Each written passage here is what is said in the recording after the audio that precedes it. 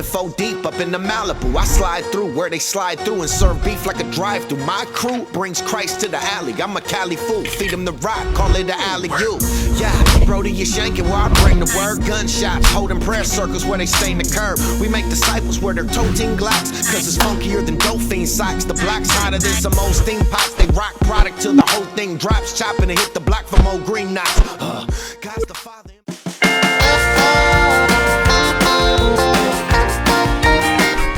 And welcome everybody to another edition of the Brody File on the road here in the battleground states of America. What a tour we're on. Look, we're the Brody File. You don't know where we're going to show up. We're showing up in a Suburban. This is how we roll. This is what we do. Along for the ride, Laura Google Chrome. There she is doing what she does best, right? Steve Jacoby at the helm. Hey now. Hey now, hey now. I believe, is that a song? Steve Jacoby driving, and we're doing a lot of driving. And of course, Jenna Browder, the better half of the B&B, with us as well, styling. Sometimes it's the glasses, sometimes it's not. You know, she mixes it up. Hey, so why are we here? I have no idea. We're just spending company money. No, we're here because we're going to Pennsylvania, we're going to Ohio, and we're going to North Carolina. 3 key battleground states. Now let's talk about that for a moment, because North Carolina and Ohio are key battleground states for Donald Trump to win. He has to win those 2, and he has to win Florida. So those are the 3 off the top. Then there's Pennsylvania, and that's why we've come here, because this is traditionally a Democrat state. This is one of those blue wall states that we hear so much about. Hillary Clinton has this state and some other states that she has to defend. These are Democrat states like Wisconsin, Michigan, and of course here in Pennsylvania. And so if Donald Trump on election night can pull off Pennsylvania or some Democrat state that normally goes that way, well, then he's sitting pretty the day after the election. We've had a chance to talk to lots of folks here on the road. We've been in Johnstown, Pennsylvania, Columbus, Ohio, a lot of different places. But we had a chance to stop at a truck stop along the way here in Pennsylvania. And let's just say we ran into some Trump supporters. I want the America that I had when I grew up for my grandchildren. I got a grandson, a granddaughter. No way in the world could I vote for Hillary. Never seen so much corruption. Do I agree with everything the man has said? No. But I will say this, and you've probably heard it before. I care far less about what he has said than what Hillary Clinton is doing. That's how they roll here in Pennsylvania through truck stops. I tell you what, we see quite a few Trump supporters for sure. There are a couple other things we want to address. Of course, the big James Comey FBI investigation that's supposedly been reopened. I know they haven't reopened it. Come on, give me a break. They have.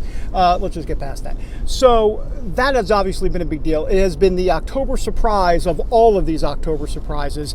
And so the question then becomes, how much can Trump stay on message? How much can he actually play that to his base and expand the base a little bit into Democrat states? So here is some of his closing message along with Hillary Clinton's closing message, which is kind of like saying, please don't indict me, I'll be a great president. Have a look.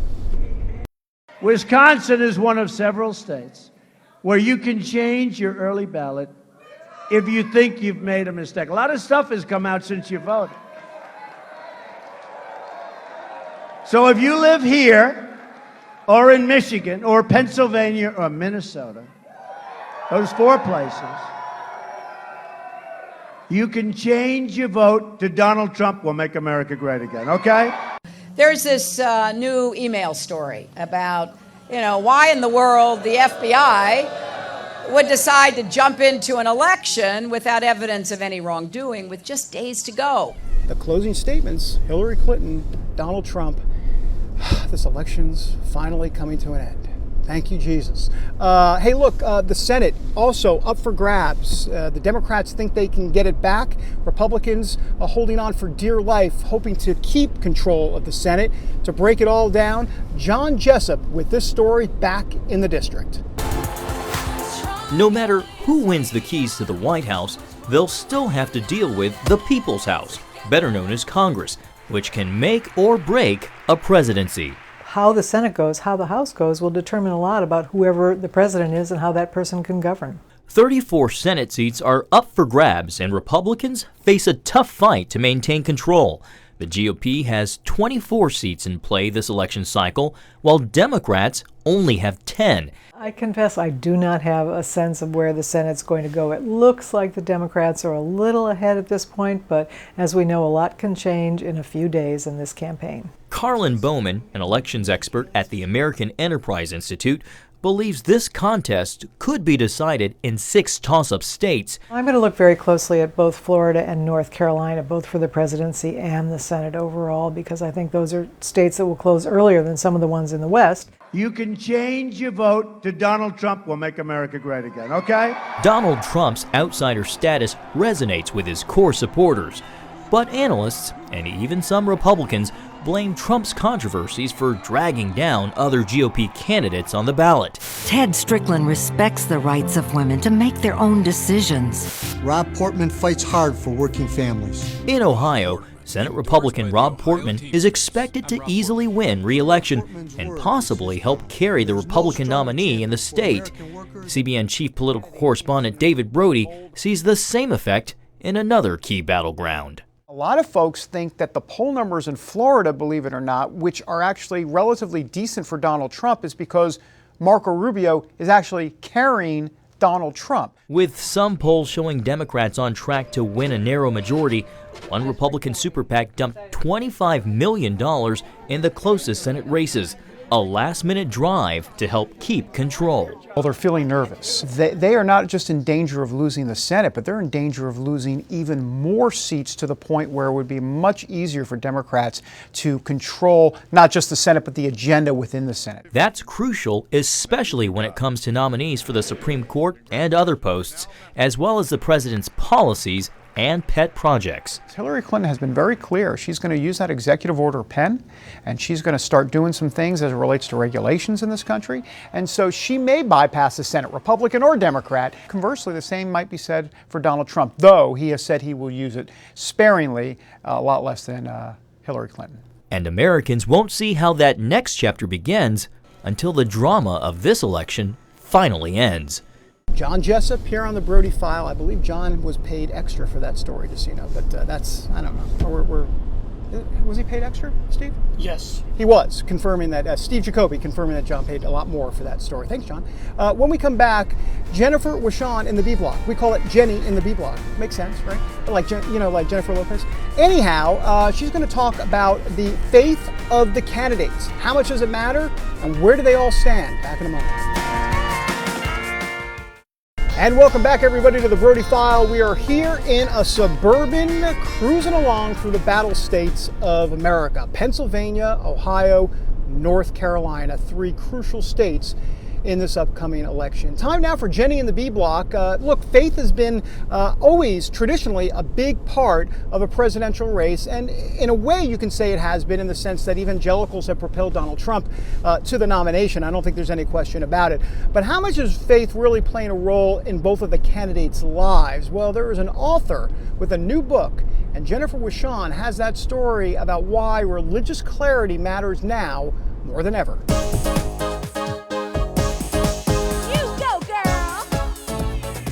In just days, Americans will head to the polls to answer a big question.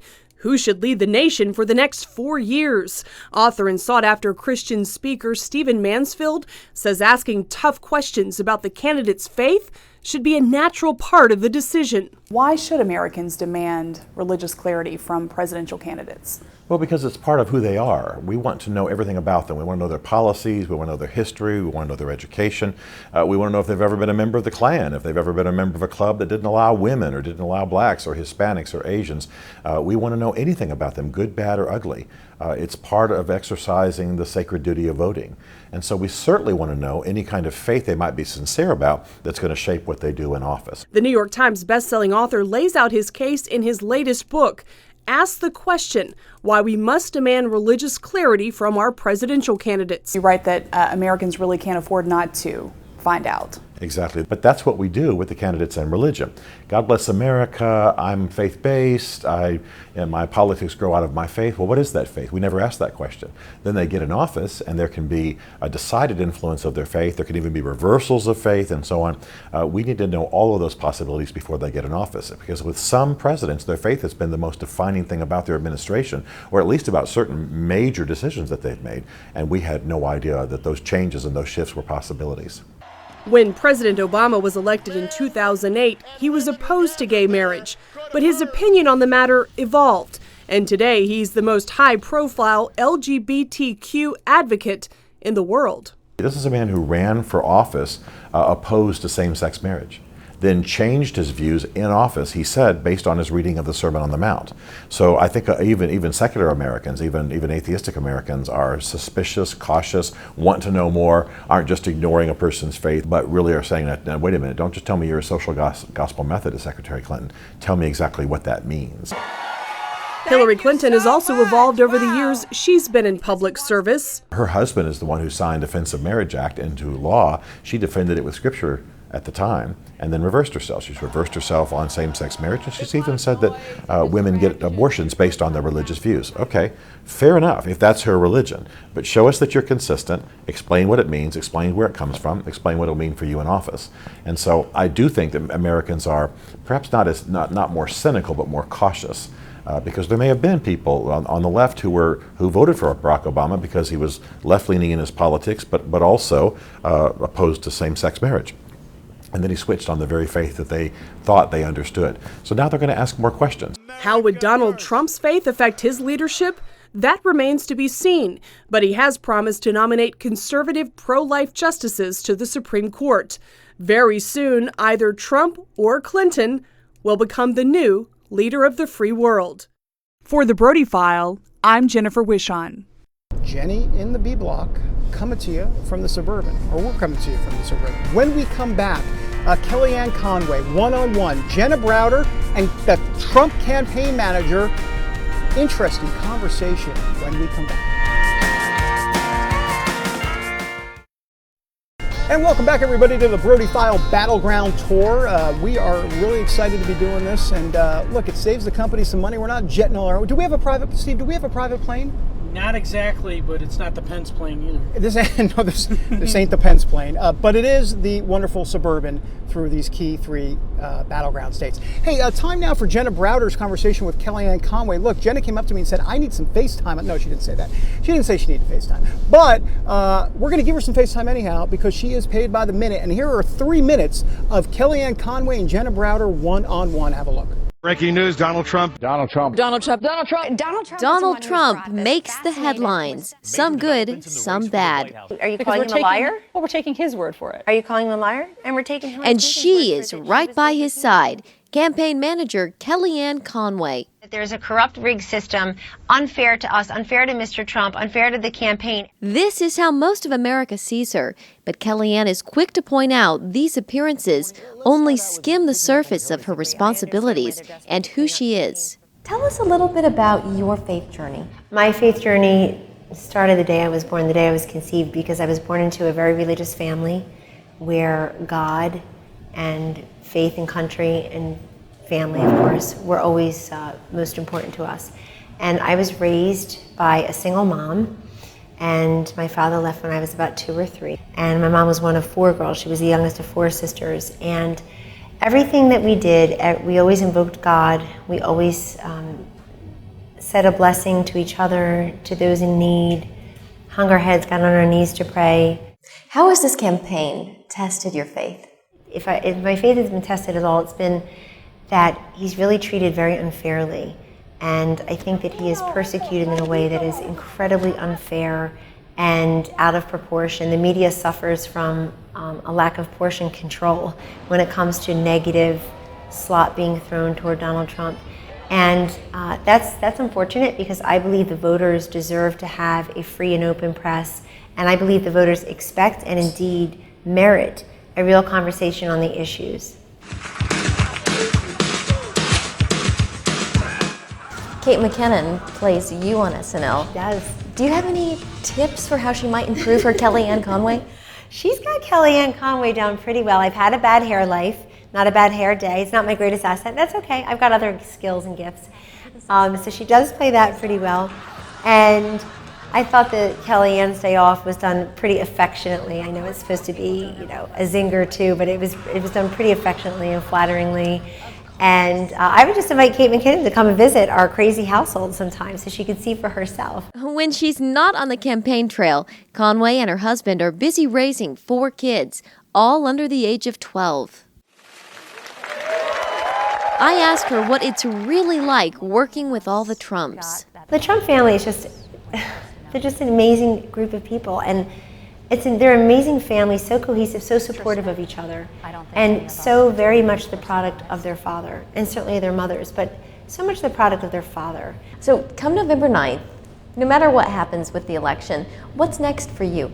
Oh, well, we're going to win. I will be honored if Donald J. Trump and Mike Pence ask me to help form their government, help form the next administration, and if I would feel called to serve in that capacity, of course. For now, though, she has her hands full, guiding Team Trump as best she can to win the White House.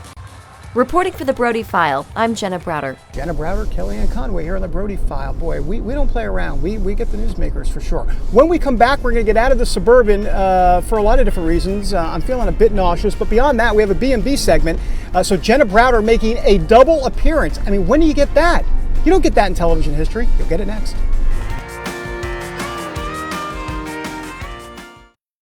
And welcome back, everybody, to the Brody File. How to get out of the car. I mean, I was getting a little sick. I really wasn't getting sick. But anyhow, we're here at a truck stop, Pennsylvania, the Flying J truck stop in Breezewood, Pennsylvania. We're kind of near Johnstown, or at least we're heading that way. Look, time for a very important segment. You know it. You know this is the Brody File, but get ready, because inside the Brody File is tucked a nice, neat little, how do I explain it, segment, bonanza of information. Hashtag B&B, it's B&B. Yeah, look, hello, Jenna Browder. Hey there. You're B. And you're B. That'd be B&B. B squared. B squared. You're going math.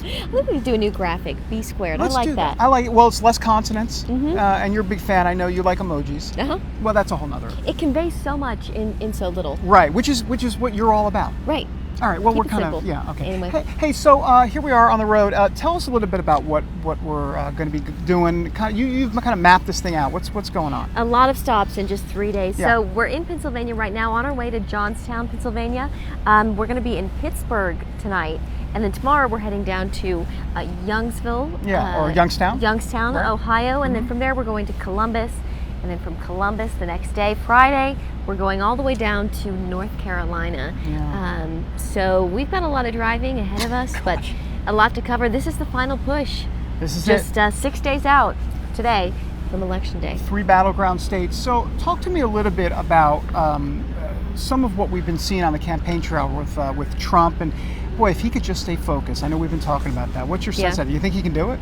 I think he can. You know, what has it been these past 3-4 days? He's been on message. He's been very focused, and he's doing really. He's made a strong case for himself. He's talking about issues, and I think that really resonates with people. And I think he even said it himself that he's trying to stay positive, and people, that's what they want to hear. They want to know how he can make their lives better. And so it's a strong finish for him, I think. Tell me a little bit about, you're going to do something for the 700 Club. You're going to be in Johnstown, Pennsylvania. So these blue-collar Democrats. Right. I guess we're going to find out a little bit about what they have to say, but what's your sense? Because a lot of them, I mean, Trump appeals to these folks. He does. We're doing a story about the blue-collar Democrats. Both Hillary Clinton and Donald Trump really want this block of voters. And really the case here is the idea is kind of that these people could put Donald Trump over the edge and could send him to the White House. And so that's why you see Mike Pence, you see so many of his surrogates in Pennsylvania really trying to make the case for him. So we'll see. You know, it's interesting. The Trump campaign seems to be taking a different tact. We were talking about this a little bit. Like, for example, before it was about getting out the base, evangelicals and Republicans coming home, and they need all of that, of course. We know that. But now it seems like they really are trying to target Democrat states, which I thought is interesting. I mean, New Mexico's a tough play. You know New Mexico a little bit. You're kind of out in that Colorado Mountain West area. That's a tough play out there. Yeah, New Mexico surprised me a little bit when we learned that he would be going to Colorado and New Mexico and some of these other Arizona, some of these other states. It was a little bit surprising. New Mexico was pretty surprising for me. I can see Colorado, I can see some of these other states because they are, I think he has a better chance in these states. New Mexico, you know, he's way down with the Latino voters. Yeah, that's going to be a problem. So we'll see. I guess I don't necessarily see the strategy there, but yeah, they had to kind of shuffle things up as soon as this FBI case blew up with Hillary Clinton and reopening all of that. It changed everything. So they think they have a good shot in these states now, and that's what they're doing. Well, it's a pleasure to see you here. Are you going to? Is this kind of where you're gonna? Is this your new home base, pretty much, the Flying J? The Flying J. Well, I do like the flying part, and I do like the J part. Right. You don't know if the whole Flying J thing would necessarily work for you going forward. I don't know. Maybe we could think of some sort of branding campaign, or I don't know. Let's do that. Are you gonna? What kind of truck stop food? Are you gonna? I like your the classic stuff. Classic stuff. You know, the chips, the candy, all of that. I keep it, you know. Great to see you. When in Rome. That's right, when in Rome. So, or the Flying J. Or the Flying J. Great to see you, Anna. Thank you. B&B on the road and back in a moment from somewhere. Welcome back, everybody. Yeah, we're back in suburban, and that's okay. We've driven how many miles? How many hours are we driving this trip? Is it, Steve? 15, I think. Yeah, it's at least 9 plus 6. We may be north of 20 actually before this whole thing is done. So, by the way, follow us, CBN election coverage, Twitter, Instagram, Facebook. Let's see what else is out there. Snapchat. Right. What about MySpace? No, just kidding. That's from a long time ago. I said Instagram. So check us out on all of those platforms. Look, we've had a great time here on the road. When is there any show in America that has broadcast from a rental car? I mean, really. We were thinking about the Porsche. What happened to the Porsche? We wanted to look more Secret Service-like. Secret Service-like. So no Porsche, and we were thinking a convertible. That would have been a very bad hair day. So instead we went with the Suburban, and I kind of like how we're all rocking it. Steve Jacoby, Jenna Browder, Better Half of B&B, and Laura Google Chrome here in the battleground states of America. Until next time, America, God bless. Have a great week.